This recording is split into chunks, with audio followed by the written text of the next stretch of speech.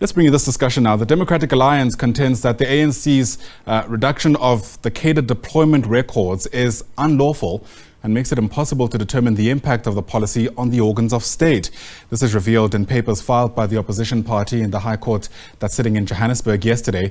The party is seeking to have the ANC declared in contempt of court, given that ruling that was dished out in February 2023 that ordered it to hand over the full cadre deployment records to the DA within 5 working days, or 5 days in total. The ANC did hand over those records to the DA following its unsuccessful appeal. However, the documents did not reveal the identities of individuals who were involved.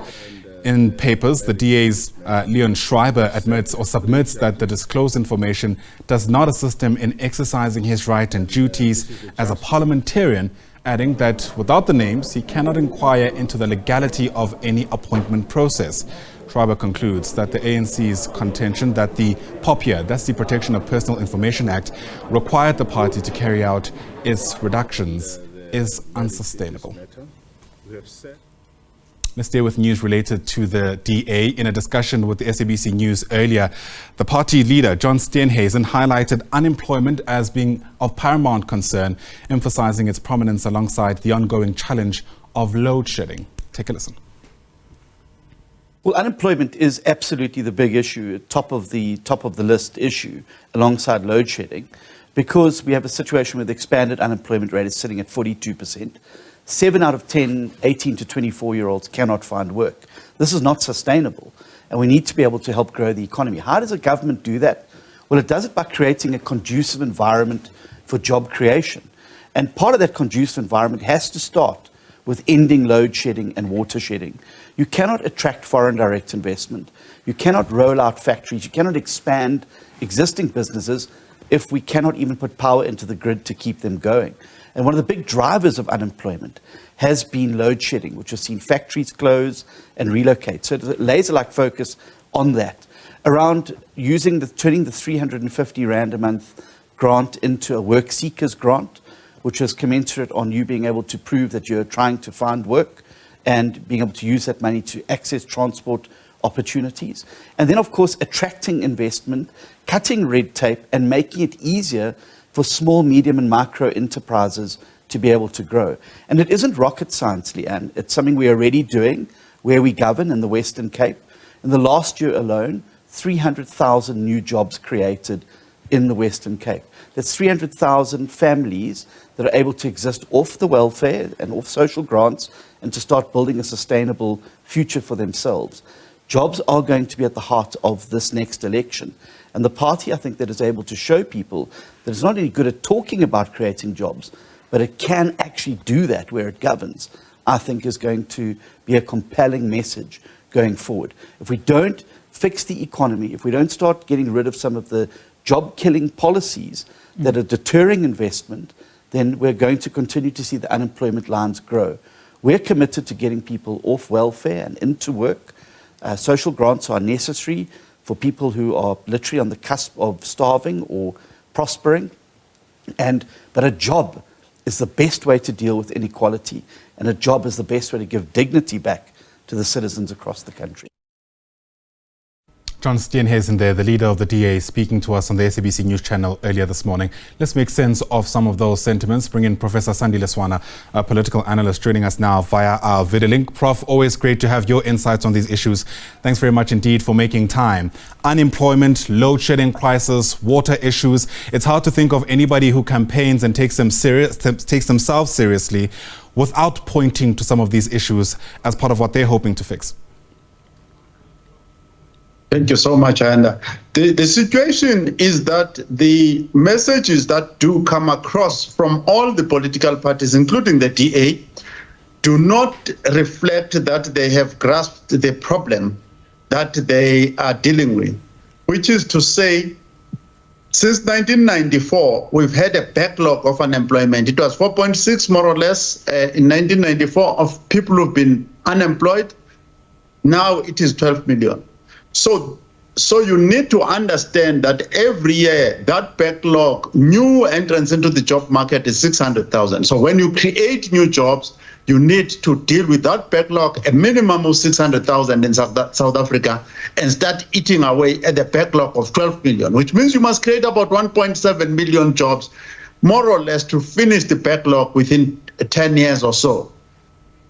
So the jobs themselves come from clear entities, and I've listened to Steenhuisen and what he's saying. The first thing to get jobs going in South Africa is to actually make sure that every unit of the state is manned by the most competent people. Remove the incompetent people, whether you call it cadre deployment, whatever you want to call it, remove those people out and put competent people. For an example, the Medupi power station alone was designed to add 0.334% to the GDP growth every year. Imagine how many state projects have been undermined, which would have added to the GDP growth rate and to jobs every year all over the country, that have been stalled because incompetent people are involved there. So first step is to make sure the whole state is actually employing only competent people in every position. That is probably about 3% GDP growth by itself before you do anything else. The second thing that needs to be done, indeed, I agree with them that the state, with the DA and others, that the DA, the state must invest aggressively, without austerity measures, in the creation of new infrastructure, rebuild our military industry, the arms corps and so on, and all the high-tech industries we've had. Right. That is what will attract investors and jobs and create jobs. Right. Speaking about jobs, the DA says it's hoping, if it were to get into power, to shift the SRD grant, that's the 350 social relief of distress grant, into some kind of workers seekers grant, or work seekers grant, if I get their terminology right. Essentially, they're saying that you have to prove that you're actively looking for a job before you qualify for receiving this kind of relief. I wonder how that lands with you. I don't agree with such ideas.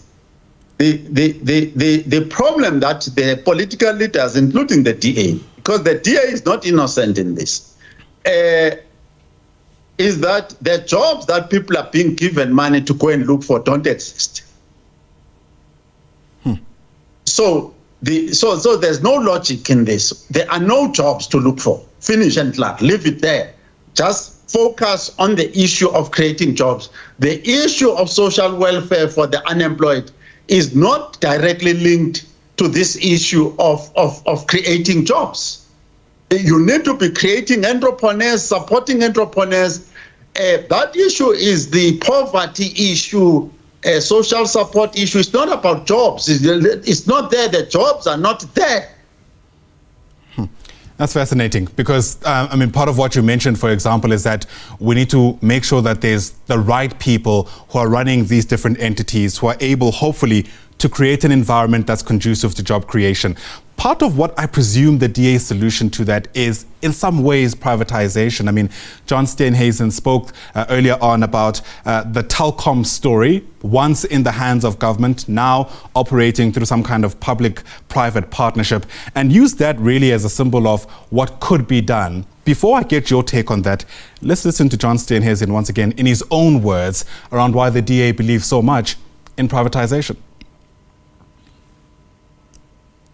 When you cling to this 1980s ideology of the state must control everything, you end up with these massive inefficiencies, which is why we have a state-owned airline that can barely stay in the air, a state-owned arms manufacturer that cannot manufacture arms, a state-owned diamond mine that cannot mine diamonds, an energy provider that cannot provide energy, and ports and harbors that cannot move goods efficiently and effectively. In those instances, there are a number of models you can look at where you have public-private partnerships, and the ports would lend themselves to that. In fact, it's a model used by many ports in Africa and around the world, where you bring in a ports company in a 49-51% partnership with government, and they then take over the efficiency and effectiveness of it. It becomes profitable for them. Your goods and services move efficiently and effectively, and government reaps the rewards in return by excise and the taxes on the movement of those goods. So it's a win-win situation. Look at Telkom, for instance. When it was a government monopoly, it could hardly keep its doors open. Public-private partnership now, and a good model. Telkom is now regularly returning good share prices and is performing well. I think that by clinging to this clunking fist of state that must control everything, we're going to end up with Eskom being repeated in every single aspect of our lives. And I think the sooner we break that government stranglehold and let government focus on what government must do and do it well, rather than trying to do what the private sector could do far better, far more efficiently, and far cheaper. Professor Swana, of course, the ancient old argument is that privatization prioritizes profits and not people. But I wonder if you reckon John Steenhuisen has a point here. Thank you so much. I don't have a problem with privatization. No problem at all with privatization. But I do have a problem with Steenhuisen's argument. Let us look at it this way. Under the leadership and presidency of Thabo Mbeki, the economy was growing in the later stages about 5%, which is unknown. The DA has never achieved that anywhere in South Africa. Eskom, which was one of the state-owned enterprises owned by the government, and it is still owned by the government, under the Mbeki regime. In fact, let's add 2 points. Under P.W. Botha, Eskom started equal opportunities, an affirmative action program around 1985, and electricity for all, I think 1989, and so on. So, and it went into BEE. By 2001, it won the Power Utility of the Year award. It was rendering service beating many other utilities in the world, state-owned. Our universities are state-owned, WITS, UCT, and so on. All of them, the top universities in South Africa are state-owned with no public-private partnership. So we must not say a person has got a problem with the ankle and then you give him a medicine for a stomach ache. That is what this privatization argument is all about. There's no science behind it. Absolutely no science behind it. So we need to get the state to function the way it's supposed to be. And another last concluding argument is this. In South Africa, whilst he talks about a stranglehold, in as far as I know, it's about 20% of the GDP that is generated by the state directly. 80% of the GDP is in the hands of the private sector. In some sectors, for instance, the security sector, the private security companies are bigger than the SADF and the police combined. So you have private hospitals, you have all sorts of things. So let's not run away from the central issue that a lot of people are operating in the state departments who should not be there, who need to introduce efficiencies of the state and allow the private sector to expand further, maybe to 90% and so on and so forth. But the state must continue to be high performing and expanding and investing aggressively. That's interesting because in my mind, you and John Steenhuisen are not too far apart, Professor Swana. He's also saying that, in fact, if you want to get these establishments, SOEs, whatever it is owned by government working, you need to get people to take over the operations of those places. You call it an efficient state-run environment. He's calling it privatization. So if we were to follow your example, we would go to WITS and say we want to make WITS efficient, so we'll sell 49% of WITS to the private sector. We'll go to UCT and say we want to make you efficient, and by virtue of selling that material, those shares to the private sector, the efficiency will go up.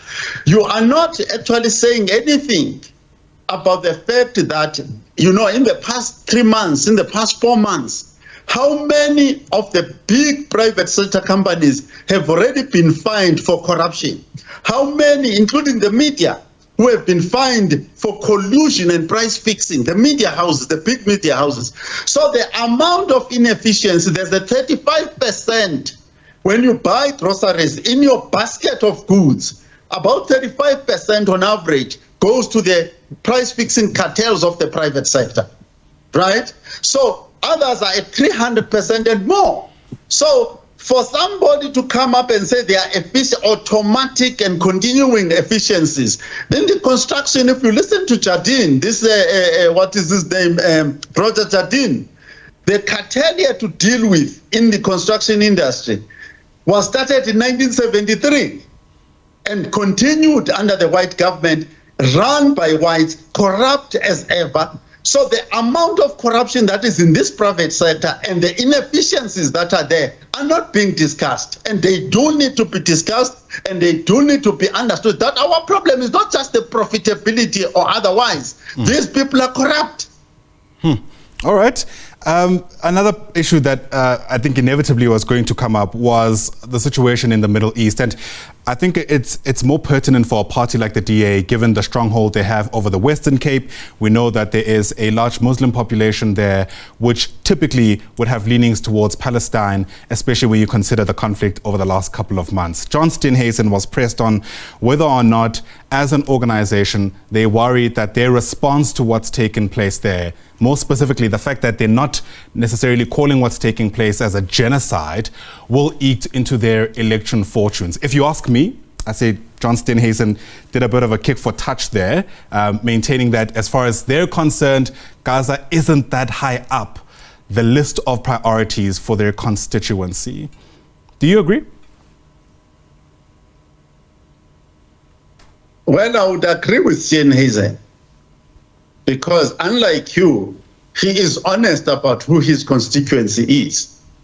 The Cape Coloureds and the Muslims of South Africa are not his constituency in his view. If they vote for him, it's their problem. It's not his problem. But they assisted the DA significantly in the Western Cape, don't you think? I am actually on your page. Right. Those who have voted in the past for the DA, who are Muslims and who are Cape Coloureds, because that's who we're talking about in the main. They did so at their own risk, and the DA has got a constituency which has partnered with apartheid Israel, a constituency that comes from the National Party, that comes from the Broederbond, that has supported apartheid here in South Africa and supported apartheid in Israel.